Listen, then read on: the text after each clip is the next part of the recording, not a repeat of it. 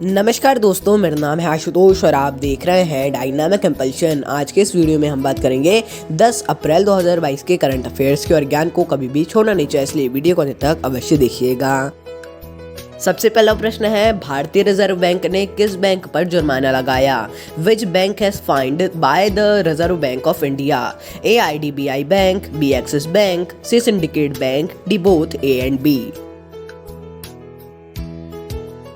And the right answer is both A and B.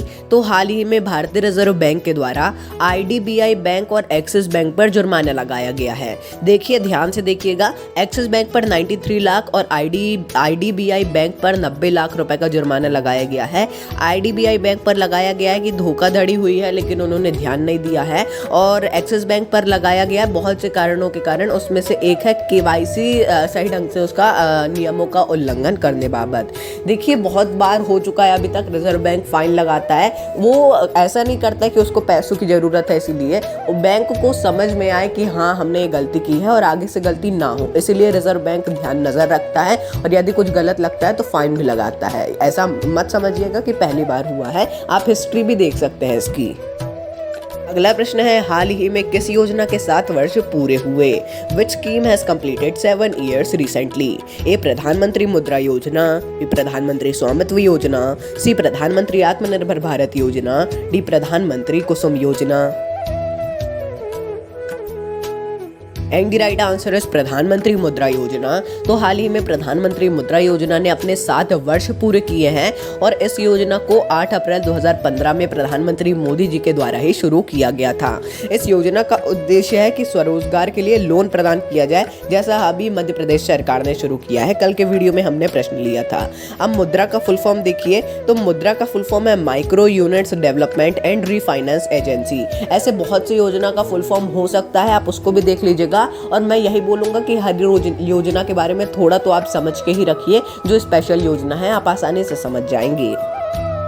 अगला प्रश्न है, हाल ही में कहां पर सरहुल महोत्सव मनाया गया? Where was Sarhul Mahotsav celebrated recently? A Jharkhand, B Karnataka, C Uttarakhand, D Paschim Bengal.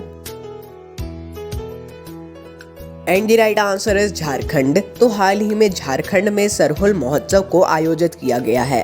देखिए, इसे नए साल के प्रतीक के तौर पर मनाया जाता है और जो कि चैत्र के तीसरे दिन आयोजित किया जाता है। यहाँ क्षेत्र है लेकिन वो चैत्र है, आप सभी लोग समझ ही जाएंगे। और सरहुल फाल्गुन के आगमन का भी त्योहार है जो कि ज्येष्ठ तक मनाया जाता है। इसके लगभग पहले दिन बहुत आयोजन होता है झारखंड में। देखिए, और भी जगह मनाया जाता है। अब आप सभी को पता है, सभी लोग स्पेशली उनके जो पूर्वज हैं वो झारखंड से हैं, लेकिन वो कभी महाराष्ट्र, कहीं मध्य प्रदेश, अलग अलग जगहों पर हैं, इसलिए वो वहां पे भी मनाते हैं। इसमें सीता माता या फिर धरती माता की पूजा की जाती है, ध्यान रखिएगा। अगला क्वेश्चन भी ऐसा ही है।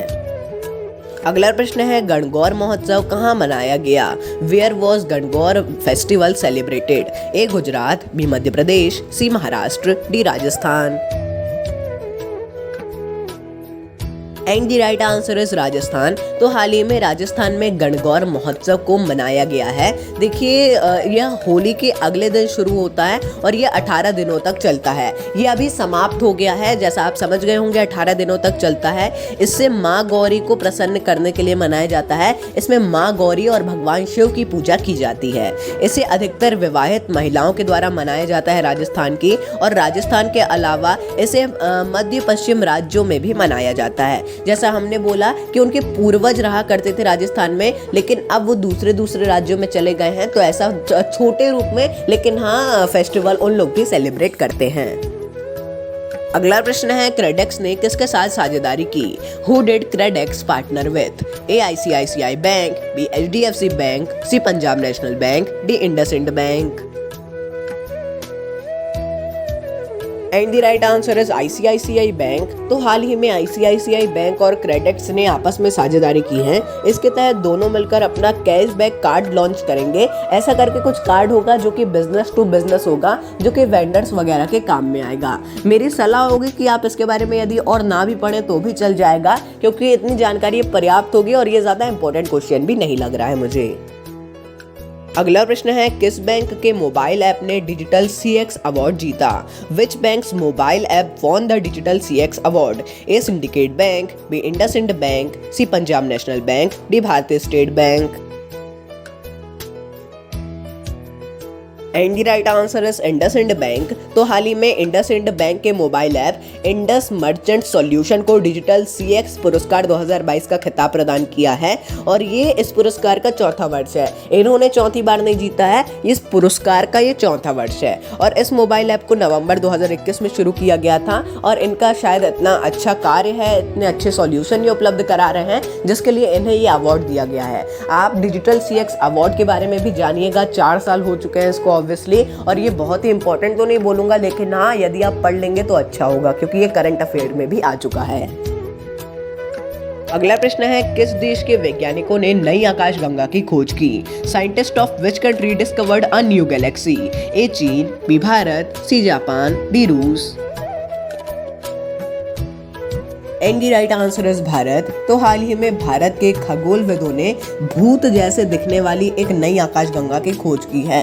देखिए जानकारी यही मिली है कि ऐसा ही दिख रहा है वहाँ पे, और इसे IIA के वैज्ञानिकों ने खोजा है इसे। और IIA क्या है? तो ये है और इंडियन इंस्टीट्यूट ऑफ एस्ट्रोफिजिक्स, आप इसके बारे में भी जानिएगा।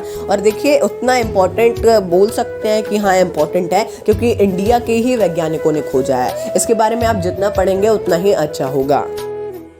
अगला प्रश्न है, NTPC ने कहां पर 2500 मेगावाट के पार्क को शुरू किया?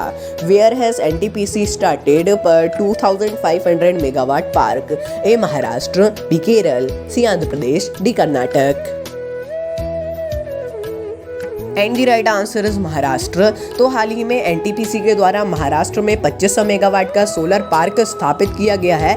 इसे महाराष्ट्र सरकार और NTPC दोनों मिलकर ही संयुक्त रूप से स्थापित करेंगे। ये आप कह सकते हैं दोनों का सहयोग भी है, साझेदारी समझौता सही नहीं रहेगा, दोनों का सहयोग रहेगा, संयुक्त रूप से करेंगे जिससे दोनों को ही फायदा होगा। अगला प्रश्न है, 10 अप्रैल को कौन सा दिवस मनाया जाता है? Which day is celebrated on 10th अप्रैल? ए विश्व आयुर्वेद दिवस, बी विश्व योग दिवस, सी विश्व होम्योपैथी दिवस, डी विश्व युवा दिवस।